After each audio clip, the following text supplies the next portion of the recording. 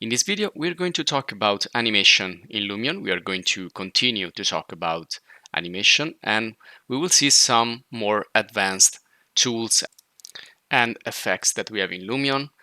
And we are also going to check some of the new features that we find in the latest version. So let's start here. This is the scene that we also used previously. So let's go back into the movie panel.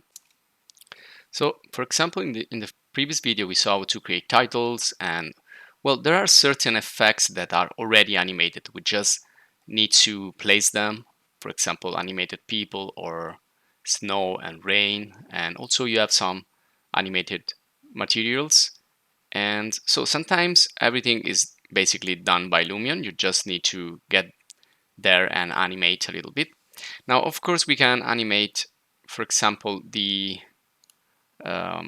phasing of the rain and the snow. This one here, this clip here, this is a combination of the sun study, which we already saw, where we can change the position of the sun, and this is kind of a whole day showing me the various position of the sun. And well, this is a camera in movement, but I can also do this with a static camera if I just want to see the sun moving around. And we also saw how we can create some still frames with the camera holding in a particular position. Okay, and so right here also the precipitation, it's animated, and this is really nice because you can, using the precipitation phase, you can see here I have added 3 keyframes. So I can start with snow and then I can like dissolve it with the sun, as you can see here. Now this is a pretty advanced effect, but in Lumion it's so easy to do it. So this is why Lumion is probably one of the best for animation if you are not an expert and you don't know how to create all these really complex effects like wet materials and things like that. So precipitation is gonna, and other animation effects are gonna affect all the scene. So the trees, the ground, and the other surfaces. Okay, so you can see here I've placed 3 keyframes. So we saw how we can animate any effect. So if I delete the keyframes, if I go here to next and click remove, and then next and click remove, and again, I'm gonna delete all the precipitation animation. Okay, but if I use the precipitation phase here and I increase the particle quantity, you can see that I don't need to animate this. I just press play and the snow is gonna fall and the rain is gonna fall automatically. So some effects you don't need to do anything, they're just there for you. You just need to place them and the job is done. But we're gonna see some more advanced where you need to change some parameters here. Now, what my suggestion is, it's experiment with all the parameters that you find, because every parameter, it can be really nice when you animate it. So here, for example, I can, if I want to stop the snowing at a particular point. Now, first of all, I will start with the first keyframe here in the phase and in the quantity.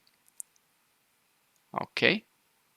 Now you can see here in the quantity, you cannot choose to animate these parameters. So we'll probably use the particle size. So if you change the particle size to 0, you will not be able to see them anymore. So you can start with a standard size here, and then you can change them to 0 when you want the snow to stop. So if I move here, okay, now I want to see the snow start to melt. So I'm gonna insert another keyframe here, another keyframe here. Okay, and then move just a little bit forward. Again, this is kind of a still shot. And I will move approximately here.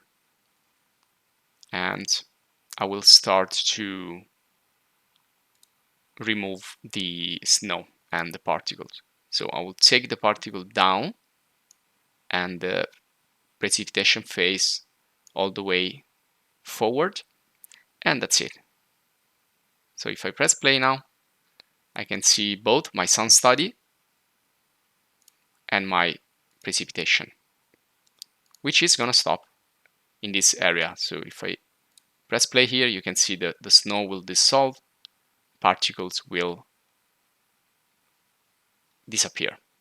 So you can see that these effects are really advanced, but you can manage them with just few clicks. Okay, now let's go back to another clip here. This was a walkthrough.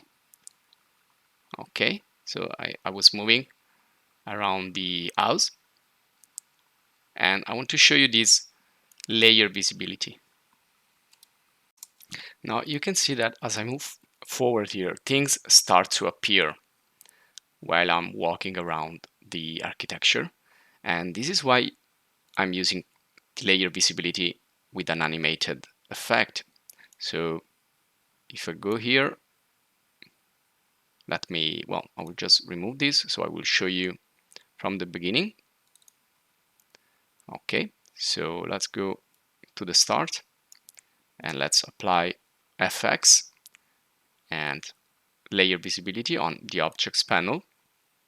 Okay, so right now everything is visible, but I can start to make things appear and disappear by just hitting on the create keyframe. So here I can decide what to see and what not to see. So for example, I can, deactivate all this stuff except the plants here and the vegetation. Okay, and then I can move a little bit forward and then start to make things appear. For example, you need always remember to create another keyframe. Okay, so I want to make this one appear right here, and then I move forward and I want to see other stuff appearing. So create frame, garden plants, and again, when I get in the house, for example, I can make the furniture appear. So each time you need to click on create keyframe and then activate the layer that you want. Okay, once you've finished, you press play and you can see the effect, the final effects. There you go. Okay, you can of course delete this as we saw before by going in the previous or next frame keyframes and hitting the X, and then you can start all over. We have another more advanced tool which is called phasing or phases, and I will show you this in just a bit. I just want to show you another one which we encountered